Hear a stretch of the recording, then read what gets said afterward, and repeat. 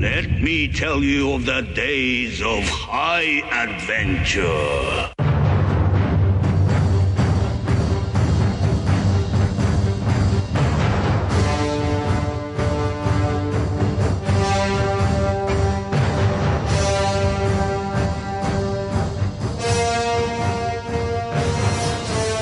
Hello, everybody. I'm Kevin. And I'm John. And this is 6 Degrees of Schwarzenegger, the podcast where we're taking a long, hard look at some of our favorite action movies from the era of Arnold. Schwarzenegger, of course, is the icon of the genre, and we're taking a deep dive into some of these 80s and 90s cult action movies and breaking them all the way down.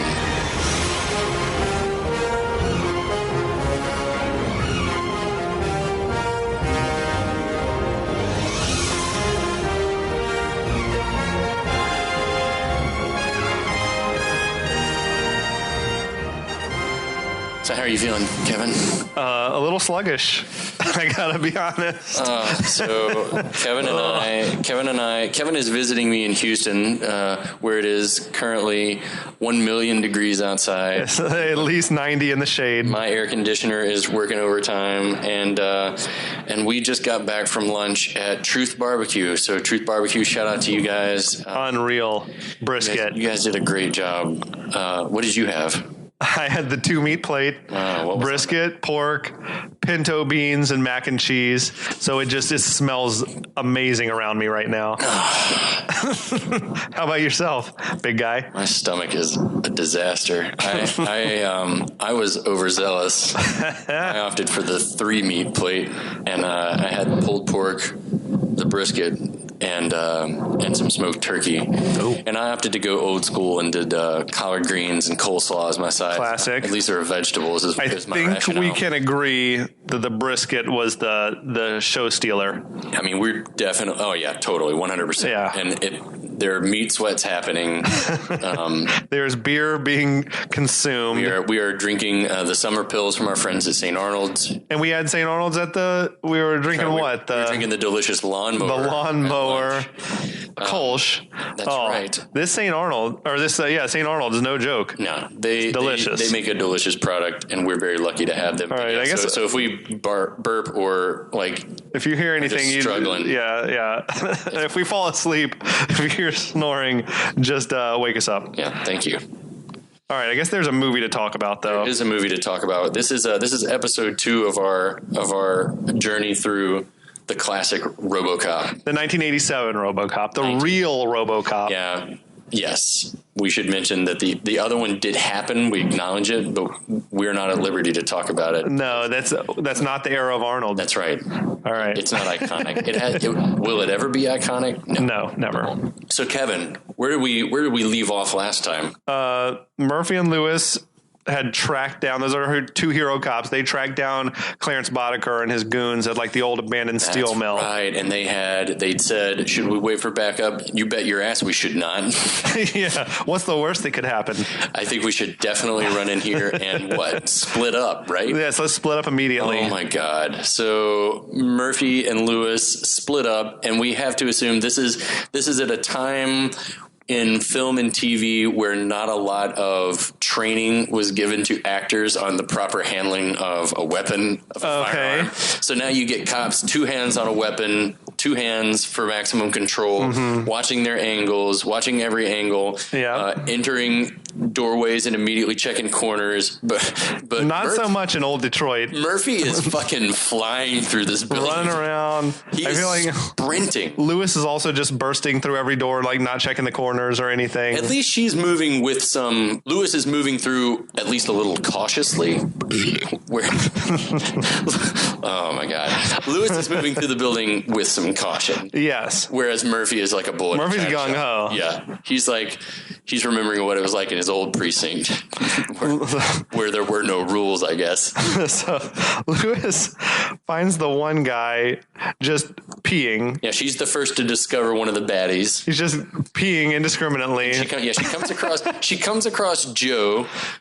Who is, I have a problem with this because it's, all right, this is your hideout. You presumably spend a lot of time here, and you're just going to piss just anywhere, like out anywhere. in the open. He's like not in a designated bathroom area, it doesn't seem like. I mean, I don't know. So I always wondered if this was like a trap, but at any rate, she sort of sneaks up behind him with the gun, and she's chewing bubble gum. Right. And she pops her gum, and he sort of cuts his stream off, which is kind of funny. Yeah. She tells him to turn around. Turn around, exactly. Which he does, so that dick is still out. And he's like, you mind if I put this away? And I feel like this works for me. I mean... I have a problem with it in that she can't help herself. She can't help herself. I feel like male, female, gay, straight, whatever. Like, I feel like anyone. I feel like I would have to look. If I can't help myself. I think it was. What police officer doesn't immediately tell that guy with his back turned to her to put his hands on his head and get on the ground? That's true. Yeah, she's like, no, turn around where I can see it. Now I'm going to look at it. So you can disarm me? No, that's like it's completely. It was so obviously like a setup, but she couldn't help herself. And he not only knocks her out, he knocks her off like a ledge, a catwalk or whatever. Yeah. Like into just some boxes, 15, 20 foot drop. Yeah. She's out of commission. So she's unconscious. So, and then the next situation we find somewhere else in the lair, in the steel mill, Murphy comes across a couple of the baddies watching everyone in Old Detroit's favorite TV show. Yes. Well, there's Emil, and then I got another guy who I don't know if he has a name. He doesn't need one. I didn't have time or the inclination. What's weird is that first they're debating the business model of the criminal enterprise, which is not unlike the OCP meeting that we just saw in the last part, where they're just saying, hey, you got to spend money to make money. And they're like, we got to rob these banks so we can buy drugs, so we can sell the drugs to make more money. And he's like, yeah, but why don't we just keep stealing more when we want more money? And these guys are interesting. These guys are attending night classes. Yeah, at the Business Institute. Clarence likes to make sure that his gang is well educated in the business. But that is the first time we get the recurring TV show that they're all watching throughout the movie with the "I'd buy that for $1" catchphrase. It sort of gets I get a Benny Hill vibe from it. Like it's real campy. Yeah, it's super campy, and it's like some geeky looking guy with attractive ladies on either arm. And the catchphrase that I wish that I could ever understand what it meant, but you're not supposed to. That's the whole gag, is that everyone in the world thinks it's the most hysterical thing ever. I always assumed that this was like commercials that they were seeing until researching, and they said, it was just supposed to be the really popular television show, but it's like just a sleazy kind of comedy show with this character called Bixby Snyder. I'd buy that for $1. And he just keeps finding himself in these pervy situations. Yeah, like sex just falling in his lap or whatever. Well. Apparently, they said, I feel like it was Nancy Allen, maybe her first day on the set. They were filming some of these Bixby Snyder things, and like she was like, oh my God, what did I get myself into? Like, is this going to be a really bad movie? Like, she didn't realize that these things were meant to be they're cheesy. just in the world that she was going to be occupying. That's really cool, though. That's really cool. Yeah. I imagine something like that. Well, apparently from that interview, it's certainly disarming, but I feel like it'd be really cool. It'd be interesting to be a part of a process like that. So anyway, Murphy kills the unnamed guy. Well, he says dead or alive, dead you're coming with me. You're coming with me. Which is a memorable line, and it becomes relevant later in the film. Right. And he kills one of the guys as he goes for his gun. And has Emil on his feet and sort of held up, and he calls for Lewis, who's not answering. She's unconscious, and as he's standing there shrieking for Lewis into his mic, several other guys start to show up, including Leon and Min, two of the other baddies. Yeah. Leon, played by the recognizable father of Laura Palmer from Twin Peaks. Yeah, Ray Wise. Yes, is that his name? Yeah, he's great. He seems a little old for this crew. That's okay. So does but him and Clarence are like the senior members, I think. Exactly. So all these guys start showing up. Everybody's got a pump action shotgun, and I found myself like wondering, was this whole thing a trap, like to to lure him in? Because those guys just seem to be waiting in the wings. I feel like the area that they occupy is probably not that big because this is such a big place. You wouldn't want to get too spread out, and one gunshot is going to let those other guys know where you are. Okay. So I feel like even Joe, I don't think necessarily that was a trap. I think that he just got the drop while he's trowel taking a leak. The dropped fly. Exactly. At that gunshot sort of alerted the other bad guys that Murphy was there. So he's fucked. They snatch his helmet off and they take his gun from him and they start taunting him. And in comes Clarence with some scene chewing dialogue. Amazing, menacing lines. He's like, snake. He's like, cops don't like me. You a good cop? He's like, I don't much like cops. And then he's like, what about you, hot shot? Are you a good cop? No. Oh man, to Murphy, to his credit, he's not like pleading for his life or anything. He's like, buddy, I think you're slime. He's brave guy. To his principles, and Clarence takes a shotgun to the back of his knees, has him on his knees. Yeah, drops him, and then he's like. Yeah, he's got the shotgun. He's sort of waving it around his face. Hits him in the back, and that's what gets him on the ground. Yep. Flips him over, and that's when the and then the no. So this is a little bit of like Caddyshack humor. Yes. In a very menacing and serious situation. You haven't seen it. If you haven't seen the unedited version, it's God. So graphic. Well, but in this part, especially during that, I found myself holding my breath. Even I've seen this movie a dozen times or more, and still was like, you feel so bad for Murphy. Oh my God! Because you're like, there's literally nothing he can do. No, and like it's that thing where these guys are gonna kill you, and they're gonna have fun doing it. It's awful. And so what's the first thing to go? He blows his hand off, like just clean off. Right hand explodes in a brilliant bit of special effect work. Just the hand is gone. And Boddicker, true to form, is like, give the man a hand. Thank you for your contribution. And they're all laughing.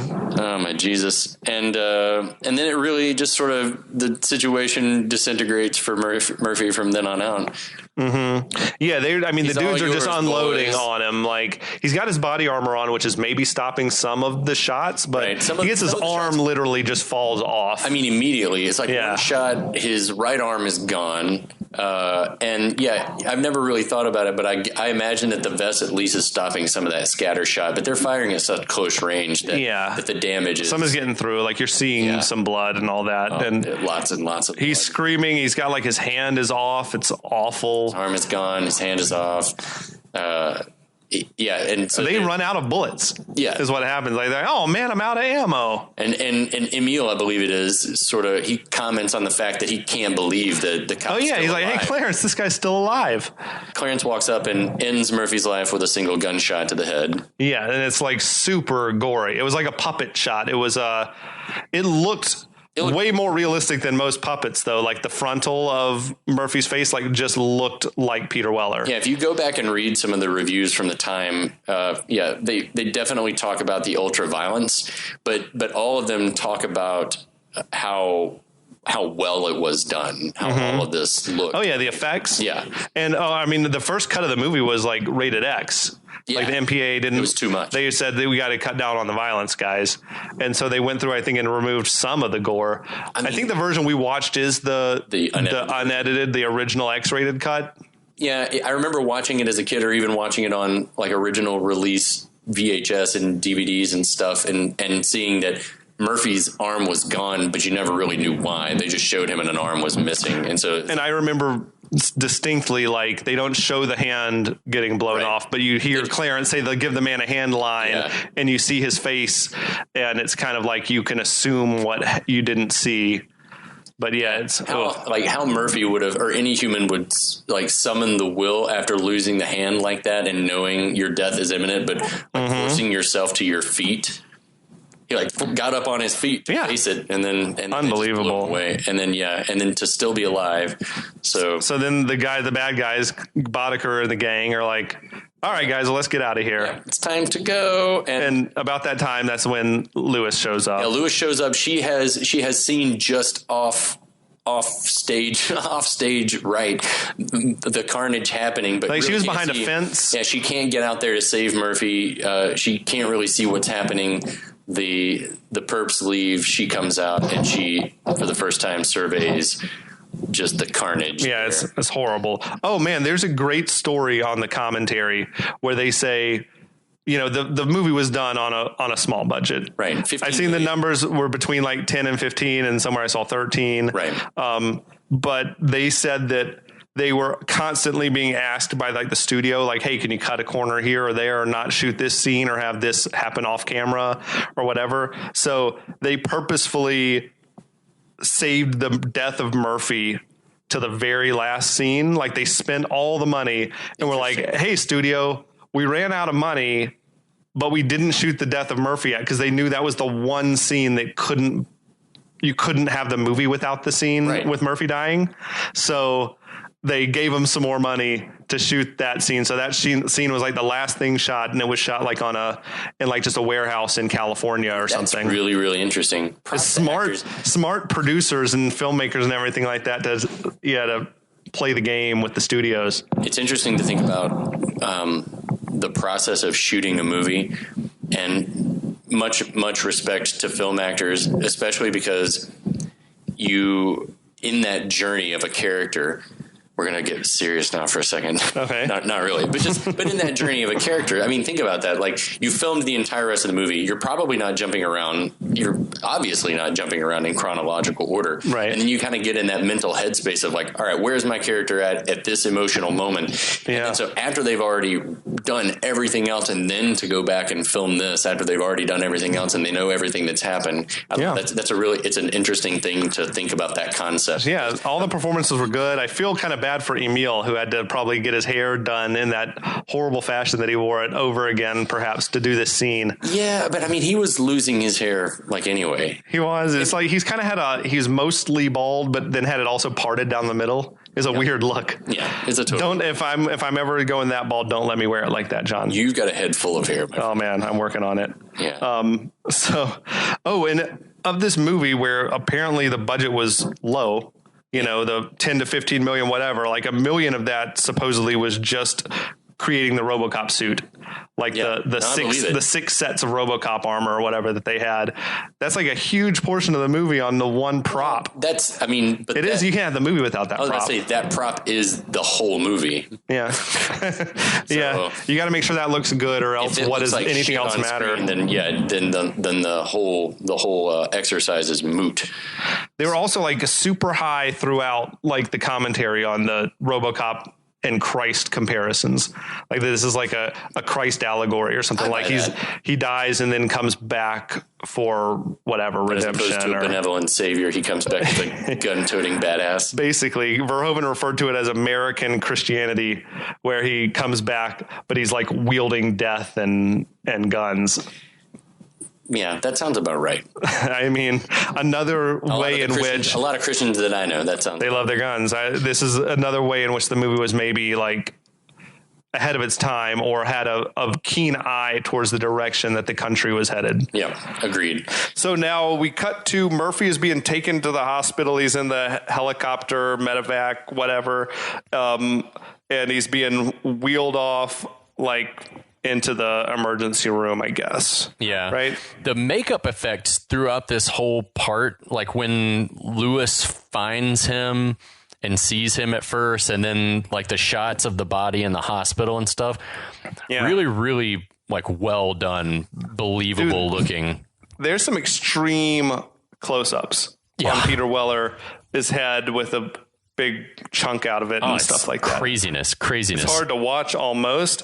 But dude, interestingly, the crash team or whatever, the trauma team in the movie, those dudes were not actors. That was like a real trauma unit from a real Dallas hospital. That boggled my mind when you told me, but I had no idea. But it makes total sense, and I think it's a genius move by Verhoeven to just film these people doing what they'd be doing, talking to each other the way that they'd be talking, because it feels very, very real. There's this whole thing in movies, I feel like, where you got doctors, especially news reporters, like in movies, they feel like they're acting. Oh, yeah. You know, but in life, this is these guys' job. Like, this is probably no different than what happened yesterday. Yeah. So the movie works because the guys are just very mundane by the book. Like, they're all level-headed. Shock him, like, do this, give me that. Matter of fact. The fact that that's a genius call. Plus, you don't have to try to teach actors terminology, you know? They're like, just treat it like you would do probably if you had a guy come in with a gunshot wound to the head and chest, whatever. Dude, when I'm watching, I'm a little dubious about the fact that any part of Murphy could still be alive, you know, but he got shot in the head. His fucking brain basically fell out, but they're doing everything they can, these guys. And then while they're doing all this, we start to see all the flashbacks, right? Oh, dude, that shit's hard to watch, man. Yeah, he's having flashbacks of like his family and his wife and his kid, and then he's also seeing the faces of the dudes who killed him and stuff. It's pretty fucking heavy, really. Yeah. Oh, dude, this was kind of a bold choice to me. So they pronounce him dead, and then the movie just goes full black, full silence for like 5 seconds, where if I'm sitting in the theater, I'm like, is something wrong? Did the projector break or something? It's a bold move. What the fuck, guys? And then we got the POV of like Robocop being brought online. That's right. Robocop is now coming online. And I feel like the moment that Murphy died was like POV. And then when it comes back, it's still sticking with that Murphy / Robocop POV. I like it. You know, it's like a continuity thing. It's kind of awesome. Yeah, some parallelism there. This whole sequence where he's coming online is the shit. It's very cool. Dude, it's fucking genius for guys who are making a movie on the cheap. Like this movie was done on a fairly low budget. Yeah. Because you can tell from what people are saying exactly what's happening, but they don't have to actually show anything, because this would be like special effects heavy stuff if they were showing Robocop being built or whatever. It's this shift in the movie where you're like coming in and out of a dream. Yes. Like during this part, where he's like, it will dip to black and then come back and you can tell time has passed. Yeah. It's very, very effective. Dude, I'm so in awe of whoever, I don't know if it's the writer, if it was Verhoeven or what, but like, the way that this was put together, they're all describing exactly what's happening, but you don't have to actually see anything. Yeah. Oh, it's amazing. So they've got the little section where they're putting like the LED vision on. So you've got that like grid and they're like drilling it down and it's getting closer and closer. That's a cool effect. That's awesome. And then they cut to one part and it's like, there's a tech there and Bob Morton is there and the tech is telling him, we managed to save one of his arms. And Morton's like, well, I thought I wanted like a full body prosthesis or something. And then you got also his right hand man Johnson is there as well. Johnson pipes up. He signed the release form. So Johnson's telling him he's asking Johnson, oh, what do you think? And Johnson says, well, he's dead. He's OCP property now. He signed his contract. That's cold, Johnson. Morton is like, lose the arm. What do you think about the fact that so it's all POV, ostensibly, Murphy or Robocop is seeing all this and knows it's happening. Like, dude, it's traumatizing, right? Yeah. Like, what would be happening? They have that mention where they're like, "Is he going to remember all this?" And they say, "No, don't worry, we're going to wipe his memory." Yeah, but was he supposed to be waking up though? That's the thing that gets me. Is like, was he supposed to be coming online? I swear, when I had a surgery, I don't know if it was tonsils or a different surgery, but I swear to you, when they were putting me under, I'm like, okay, I'm falling asleep now, and I feel like I could hear the doctor saying, okay, he's asleep, pass me the scalpel or whatever. And I'm like, holy shit, no, I'm not asleep. I swear to you, I don't know if it was a dream or if it was actually real, but in my mind, it was real as shit. Oh, yeah. I've had similar experiences when I was little and getting my tonsils taken out. And then again, when I was having my wisdom teeth taken out of, sort of like vaguely hearing things as you're going under. Yeah. And then it seems that's not calming. And then it seems like no time has passed when you wake up from it. Yeah. It's crazy. It's nuts, dude. It's nuts. I don't even know how that stuff works, but I gotta say, I don't want to speak out of turn here, but some of those female scientists or whatever were fucking smoking hot, dude. Oh yes, the brunette with the big glasses. The big glasses, the Sally Jesse Raphael glasses. She is gorgeous. Dimples, I like Dimples, dude. Call me if you're doing all right. I guess. Are you a Dimples fan? I'm a female fan. Nice. I like the part too, though, that Morton and Johnson won the fight about the arm, because as they're wheeling the prosthetic arm in, he goes to shake hands with it and like crushes. It gets like 400 pounds of pressure. Yeah, she's like, he could crush every bone in your hand, and he's kind of like, I like it. Oh, dude, is that when he leans in and he's like, yes, that's when he leans in and says, "You are gonna be a bad motherfucker." He's leaning right in the camera. It's awesome, dude. I love it. I love the whole thing. Is fucking amazing. And then we cut to another scene, another little couple seconds long snippet at New Year's. So there's like a New Year's party or something going on, or are they just celebrating that he's finished? I think no, it's definitely New Year's Eve. There's a countdown, and stumbly, bumbly, attractive hot technician, the brunette comes up and removes her glasses and plants a big lipsticky kiss. I guess on his visor, right on his eyes, because that's where you kiss people. She's drunk, to be fair, and then she falls down. That was a great moment. I love that all of these people, and then you never see them again after these few moments where they're putting RoboCop together. Like, you never see them, but they bring such personality. Well, the gorgeous technician's around the rest of the movie. Yeah, but she's not in a whole lot of scenes. No, she doesn't talk much. Yeah. And that leads us up to maybe one of your favorite moments of the entire film. Oh, dude, let's talk about when they unveil, like, it seems from his point of view that he's got just a sort of an opaque tarp draped over him, because Morton whips that tarp off him, and there's all the scientists and all the techs or whatever. Everyone is clapping. It's a big thing. This must be the big unveil. Yeah, they're very enthusiastic about RoboCop coming online, and Morton's like a proud dad or something. He's like, come on, this is for you. This is for you, man.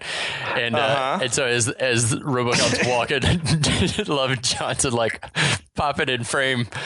This is dude, no. This is my favorite thing in the whole film, because I just love the character of Johnson. He's just such a happy-go-lucky, like, yes man. But he leans in real close to RoboCop and he's like, "Go Robo!" It's like he's geeked out for RoboCop. Well, I would be too.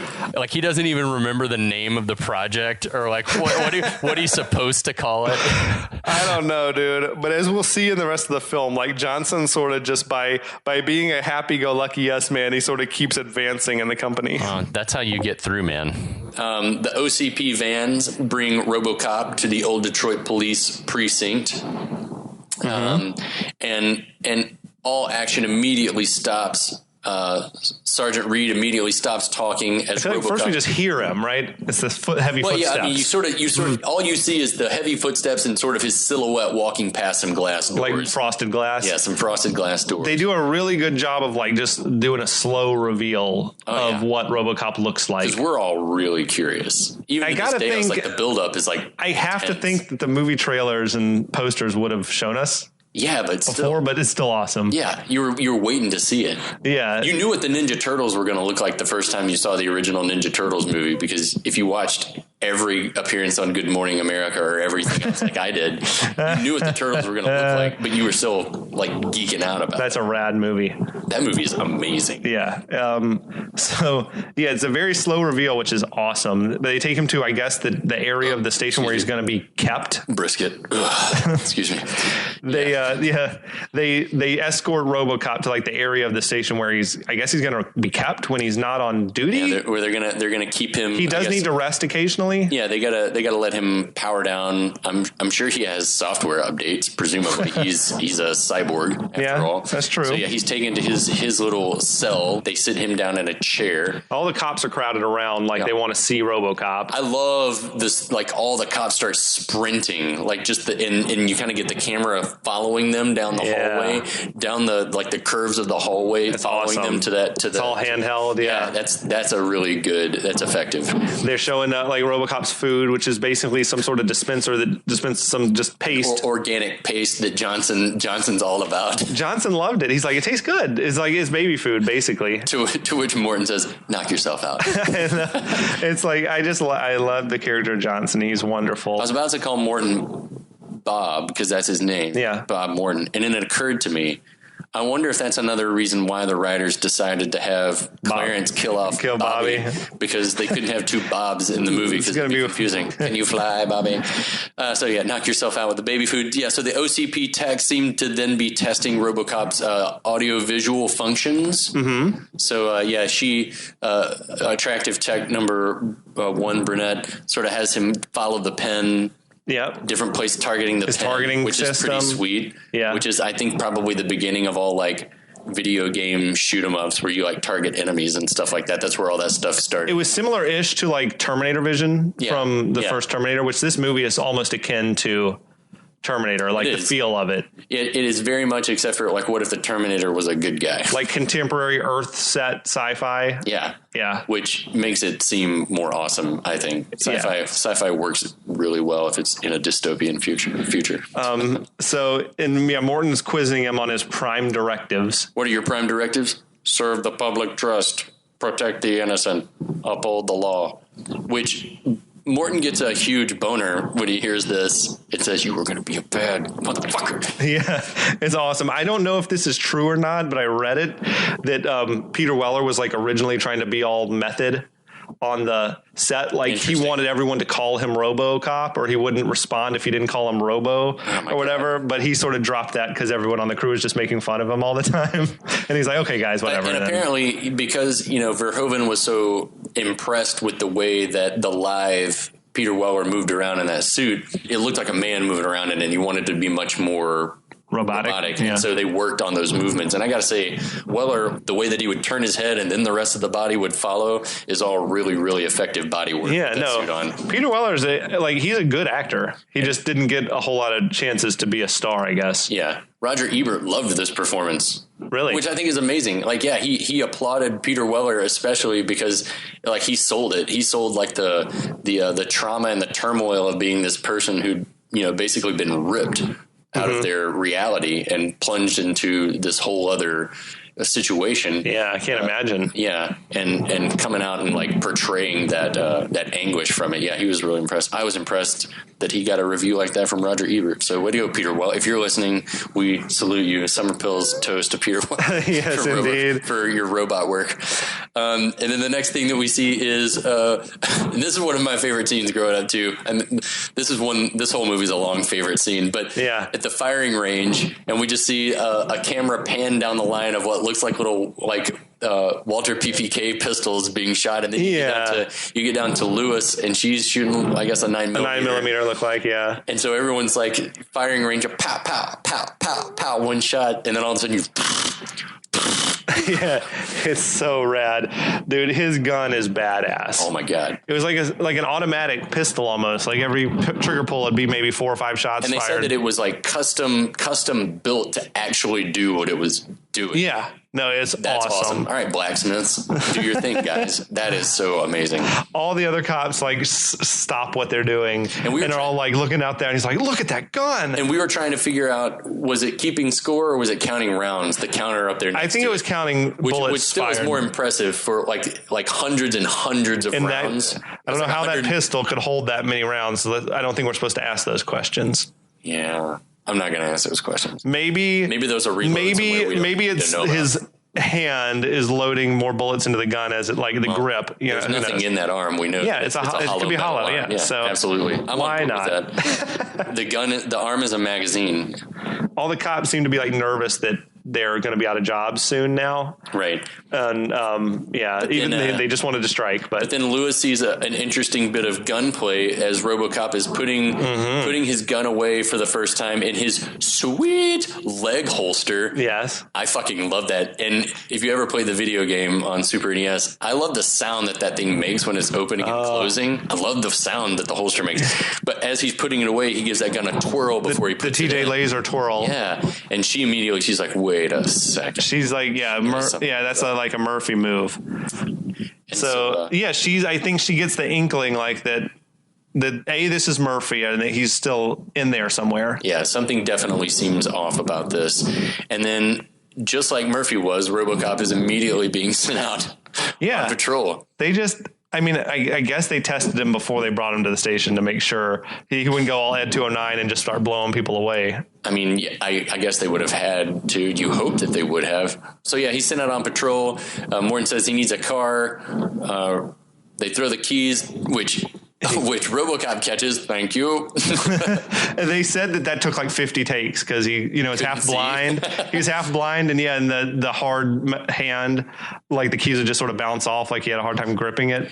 Can you imagine like him catching the keys? I wonder if Verhoeven had to say, "Don't fucking cheer if he catches the keys." He had to tell the whole room. You would think, after like a dozen tries, now it's like maybe no one was watching. Everyone like left the room except for the cameraman.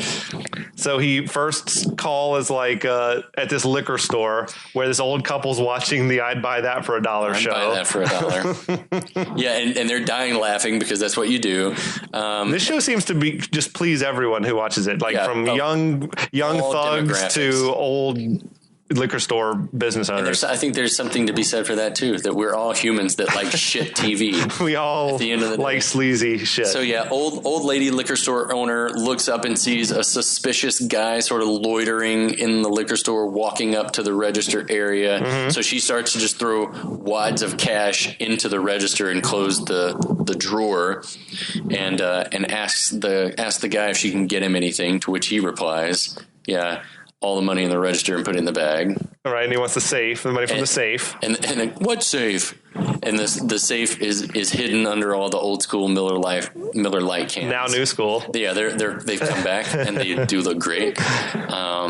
And then as they are, she pushes the panic button. I guess it looks like a doorbell, but I assume it's going to call for police. Yeah, it's supposed to ring. But RoboCop, I think, was already on his way. Yeah, he was there too fast. He'd been called. He had already been called. Well, that's a good point. Like, how much time? Maybe he drove by and could see it, but I don't think they showed that. Maybe we just exposed a flaw in the timeline of RoboCop. Maybe he was just hanging around outside spinning his gun, and the call came. Well, and then so all of a sudden the double doors of the convenience store swing open to that, like Old West style, like a saloon. That epic sound, like whatever that sound is, I can't mimic it because it sounds like machines.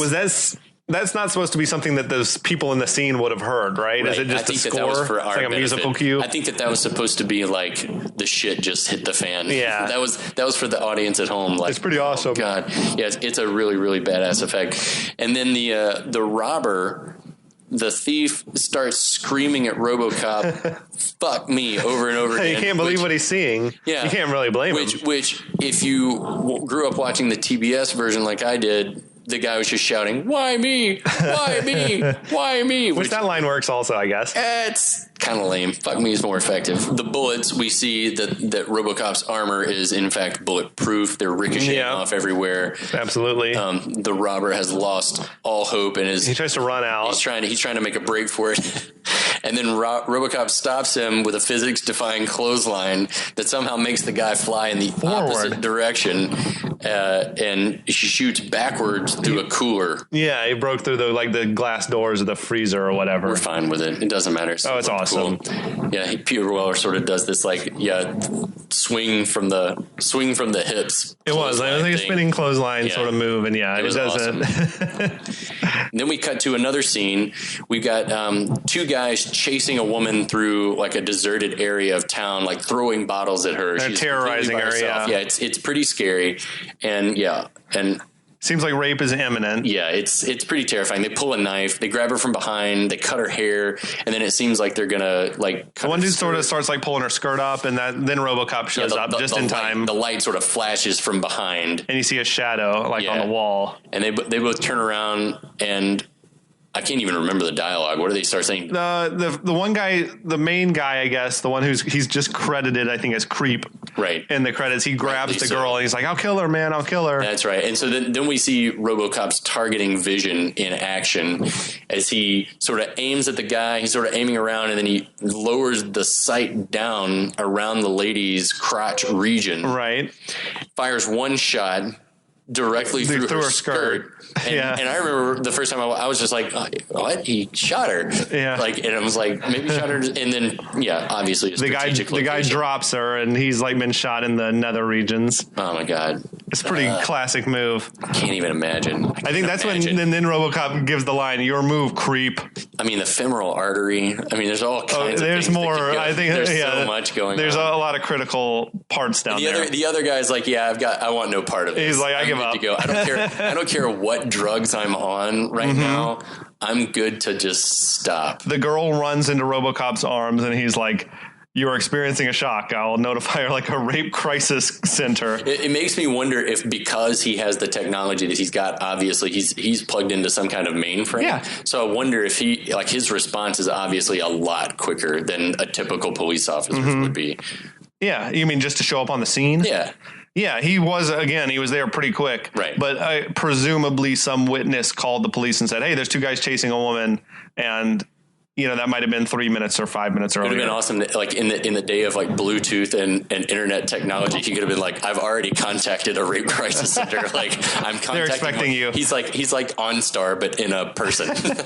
Now, the dude who played the creepy rape leader, he also was in Showgirls, being a rapist in Showgirls. And again, you don't want to be typecast as a rapist. We would like to go ahead and just say if you're triggered by discussions of rape, we apologize. We're not talking about it out of any kind of insensitivity to the subject. Just talking about the plot of the movie. Just wanted to put that out there. That's it. On that note, I think you got to be sensitive, man. We're gonna wind this episode down and jump into the rest of RoboCop's adventures. Oh, man, that was a lot of ground. It doesn't seem like it would be a lot of ground to cover because, as you were talking about, so much of that section of the movie is just clever direction, doing a lot with very little actual on-screen interest. There's definitely a lot happening. I mean, this was the birth of RoboCop, this section. Yeah. But the way that they did it is so I keep using the word clever because that's the only word that I can think of. So now I feel like the first act was building up to RoboCop being a thing. Right. And then now we're into the second act, which is how is RoboCop going to fare in the world of old Detroit. So far, so good. Yeah, I think absolutely. He's kicking ass. All right, we'll see if he runs into any problems next go around. I can't wait. All right, see you guys next time. We'll be back.